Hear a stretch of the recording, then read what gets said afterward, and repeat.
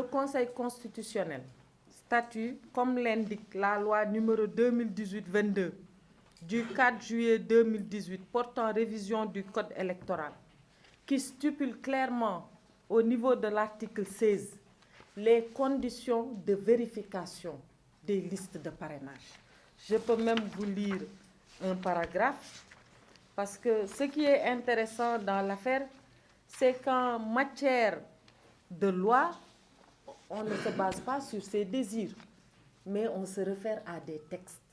Et l'article 116 indique clairement que la liste des électeurs ayant parrainé le candidat présenté sur fichier électronique et en support papier, conformément au modèle prévu à l'article L57 présent code.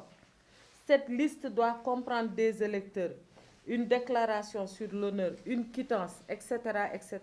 Et si vous continuez la lecture de l'article, qui vous indique même quelles sont les modalités que le Conseil constitutionnel doit utiliser pour la vérification des listes.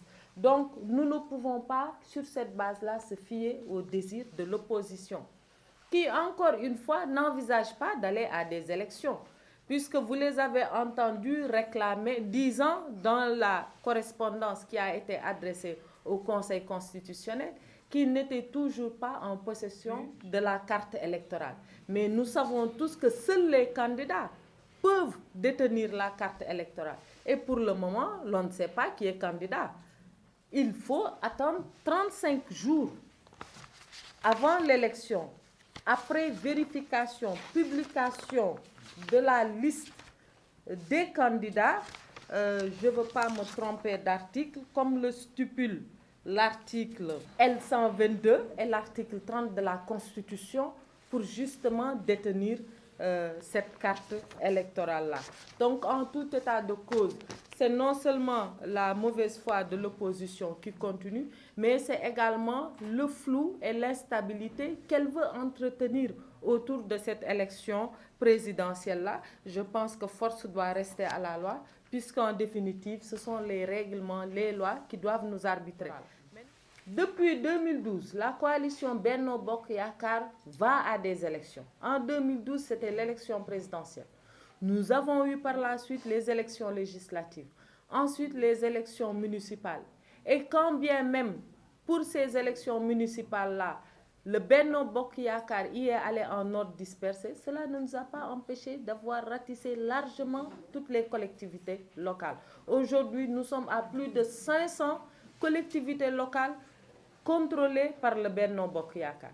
Nous avons eu une élection référendaire, une autre élection législative. De toutes ces élections-là, Benno Bokk Yakaar n'en a perdu aucune.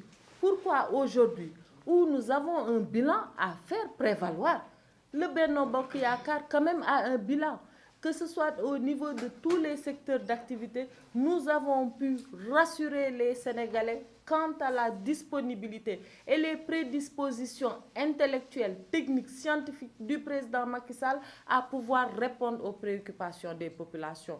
Pourquoi alors, avec une coalition aussi forte, aussi large que le Benno Bokk Yakaar, vous chercherons-nous à falsifier ou à voler des élections?